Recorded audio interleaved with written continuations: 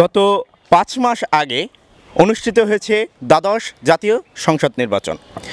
এই নির্বাচনে যিনি বিজয়ী হয়েছেন জনাব নাসের শাহরিয়ার জাহিদি মহুল, তিনি তার নির্বাচনী ইশতেহারে যে ঘোষণাটা দিয়েছিলেন, প্রথম ইশতেহার যেটা ছিল, ঝিনাইদহ শহরে তিনি রেলপথ বাস্তবায়ন করবেন। আসলে দীর্ঘদিন পার হলেও এই আন্দোলন বা রেলপথ বাস্তবায়নের অগ্রগতির কত দূর সেটা আমরা কোনো বিস্তারিত জানতে পারি নাই।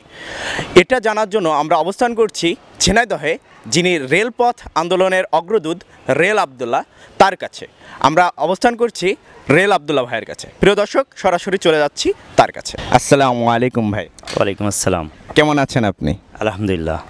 ভাই, আপনার কাছে আমরা জানতে চাচ্ছি যে গত ৫ মাস আগে ঝিনাইদহে দ্বাদশ জাতীয় সংসদ নির্বাচন অনুষ্ঠিত হয়েছিল এবং যিনি সংসদ সদস্য নির্বাচিত হয়েছেন ঝিনাইদহ ২ আসন থেকে, তার প্রথম নির্বাচনী ইশতেহার ছিল তিনি ঝিনাইদহ শহরের রেলপথ বাস্তবায়ন করবেন। এই রেলপথ বাস্তবায়নের অগ্রগতি কত দূর সেটা জানার জন্য আমরা আপনার কাছে এসেছি। ঝিনাইদহ ২ আসনের মাননীয় সংসদ সদস্য যিনি নির্বাচিত হয়েছেন, তার নির্বাচনী ইশতেহারে প্রথম দাবি ছিল ঝিনাইদহ শহরের রেলপথ বাস্তবায়ন করা হবে। এবং আমরা দেখেছি তিনি মহান সংসদের দ্বিতীয় অধিবেশনে ঝিনাইদহ গণমানুষের প্রাণের দাবি নিয়ে দারুণভাবে উপস্থাপন করেছেন। এরপরে দাপ্তরিক কাজ কতটুকু সেটা আমি জানি না, তবে আমি আশা করি মাননীয় সংসদ সদস্য ঝিনাইদহ গণমানুষের প্রাণের দাবি বাস্তবায়নে অগ্রণী ভূমিকা পালন করবে ইনশাল্লাহ। দ্বাদশ জাতীয় সংসদ নির্বাচন ৫ মাস পার হয়ে গেছে। যিনি আমাদের জাতীয় সংসদ সদস্য নির্বাচিত হয়েছেন জনাব নাসের শাহরিয়ার জাহিদি মহুল, তার প্রথম নির্বাচনী ইশতেহার ছিল ঝিনাইদহ শহরে তিনি রেলপথ আনবেন। এই রেলপথ আনাটার অগ্রগতি কতদূর বা বাস্তবায়নের কতদূর সে সম্পর্কে আপনি কতটুকু জানেন? ধন্যবাদ ভাই।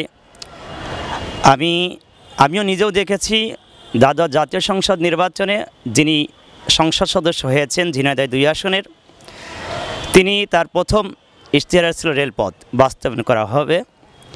দীর্ঘ ৫ মাস অতিক্রম হওয়ার পরেও তার অগ্রগতি খুব বেশি দেখতে পারিনি। তবে দ্বিতীয় অধিবেশনে তিনি ঝিনাইদহ শহরের রেলপথ বাস্তবায়নে মাননীয় সংসদ সদস্য মহান সংসদে দারুণভাবে উপস্থাপন করেছেন। তারপরের ৪ মাস অতিক্রম হয়েছে প্রায়, কিন্তু এখনও এর অগ্রগতি আমরা জানি না। আমি আশা করব মাননীয় সংসদ সদস্যের কাছে তিনি যে ঝিনাইদহ গণমানুষের প্রাণের দাবি রেলপথ তার নির্বাচনী ইশতেহারে প্রথম দিয়েছিলেন, সেটা বাস্তবায়নে অগ্রণী ভূমিকা পালন করবে, এই আশা অব্যাহত রাখি। আরেকটা বিষয় জানতে চাচ্ছি, আমরা জানি যে সদর উপজেলা পরিষদ নির্বাচন অনুষ্ঠিত হয়েছে। এই নির্বাচনে আমরা জনপ্রতিনিধিও পেয়েছি, চেয়ারম্যান, ভাইস চেয়ারম্যান এবং মহিলা ভাইস চেয়ারম্যান। তাদের কাছে রেলপথ নিয়ে আপনার কোনো দাবি আছে কিনা? অবশ্যই আমার তাদের কাছে দাবি আছে। আমি আশা করব ঝিনাইদহ সদর উপজেলা নির্বাচিত যারা হয়েছেন, সদর উপজেলার সম্মানিত চেয়ারম্যান, সম্মানিত ভাইস চেয়ারম্যান, সম্মানিত মহিলা ভাইস চেয়ারম্যান, আমি আপনাদেরকে অনুরোধ করব আপনার সকলেই একমত হয়ে ঝিনাইদহ শহর রেলপথ বাস্তবায়নে অগ্রণী ভূমিকা পালন করবেন।